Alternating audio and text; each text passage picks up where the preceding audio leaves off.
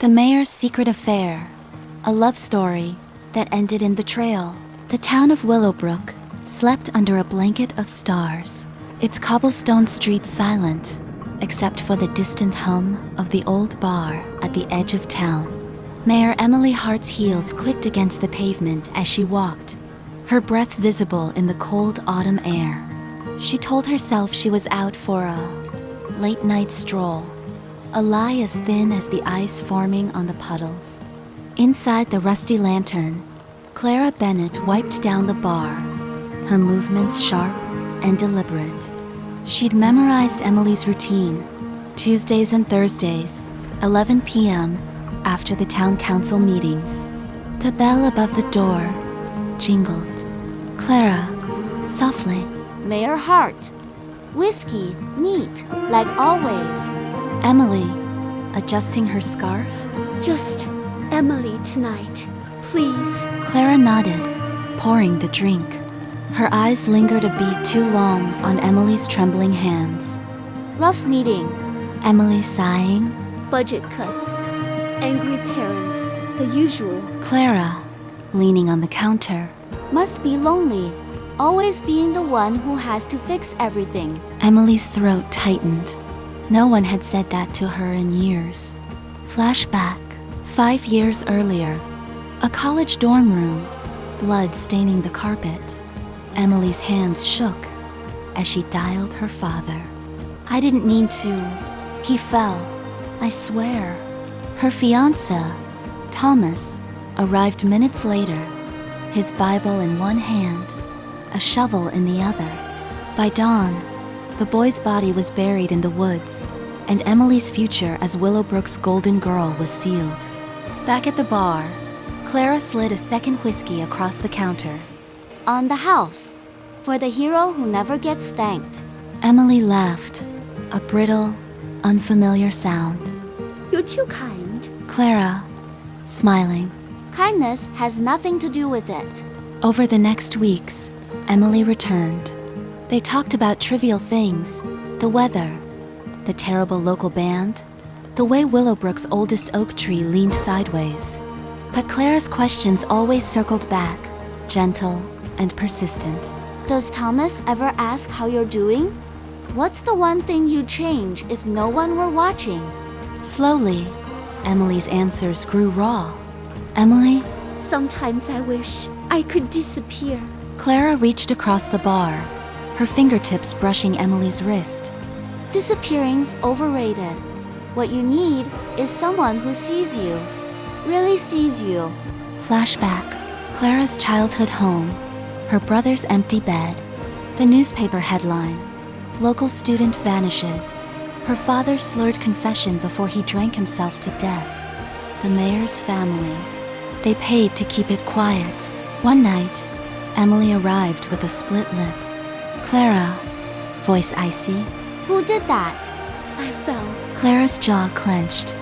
She rounded the bar, her hand hovering near Emily's face. Let me help. She led Emily to the back room and dabbed a cloth on her lip. Their breaths mingled. Clara, quietly. You deserve better than this, Emily. For the first time in years, Emily cried. Clara held her, arms steady, face unreadable. I'll protect you, but you have to trust me. Outside, thunder cracked. The storm had begun. Clara's fingers trembled as she pressed the cold cloth to Emily's split lip. The back room of the rusty lantern felt smaller tonight, the air thick with unspoken words. Emily's tears soaked into Clara's shirt, her sobs muffled against Clara's shoulder. Clara, softly. Hey, I've got you. But her mind screamed, this isn't part of the plan. The plan was to ruin her, not. Emily pulled back, her eyes red and raw. Why are you doing this? Why care? Clara's throat tightened.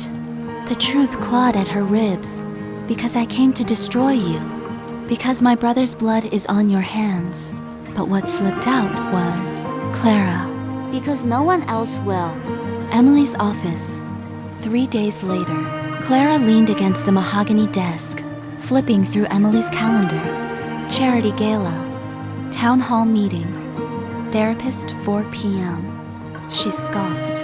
The door creaked open. Emily surprised. What are you doing here? Bringing you coffee. Black, 2 sugars, the way you pretend to hate. Emily's laugh was hesitant, her bruised cheek still swollen. Thomas thinks I'm working late. Again. Clara set the coffee down, her fingers lingering on Emily's. Let him think what he wants. You're safe here. Am I? Clara's resolve wavered. Tell her, now, before it's too late. But instead, she kissed Emily slow, deliberate, a betrayal of her mission. The lake house, weekend getaway. Thomas was away at a conference. Emily's laugh echoed across the water as Clara rowed them deeper into the lake. Sunset painted the sky in hues of guilt and desire. Emily, I haven't felt this free in years. Freedom's overrated, but you wear it well. that night, Emily slept curled into Clara's chest. Clara stared at the ceiling, her brother's face flickering in the shadows. Clara's inner monologue. I'm sorry, Lucas. I'm so fucking sorry. The bar back room. Midnight confession. Clara poured whiskey with shaking hands. Emily traced the tattoo on her wrist. Swallow mid-flight. Emily, Tell me about your brother. Clara froze. She knows. She has to know. Clara, flatly. He's dead. How? Clara, voice breaking. Someone he trusted killed him, buried him like trash. Emily's hand found hers. I'm so sorry, Clara. You will be, Clara thought, pulling Emily into a kiss that tasted like goodbye. Town hall meeting evening.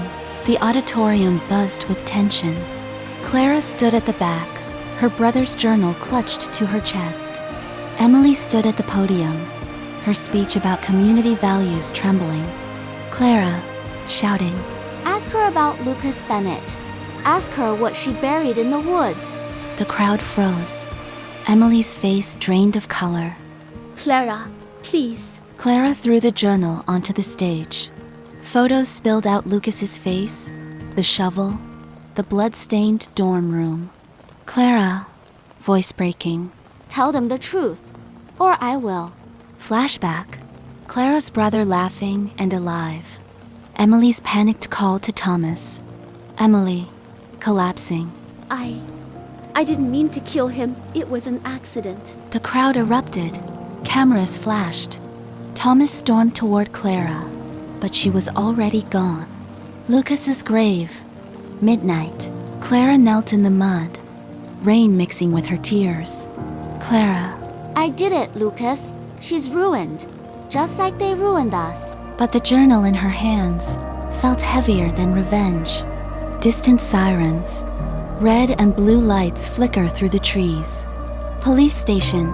Dawn. Emily sat in a holding cell, her head in her hands. Thomas's voice echoed from the hallway. Thomas. She'll pay for what she did to our family. Outside, Clara watched through the barred window. Their eyes met, Emily's filled with betrayal, Clara's with regret. Clara, mouthing. I'm sorry. She vanished into the fog, the journal left at the station steps. Some secrets are buried alive.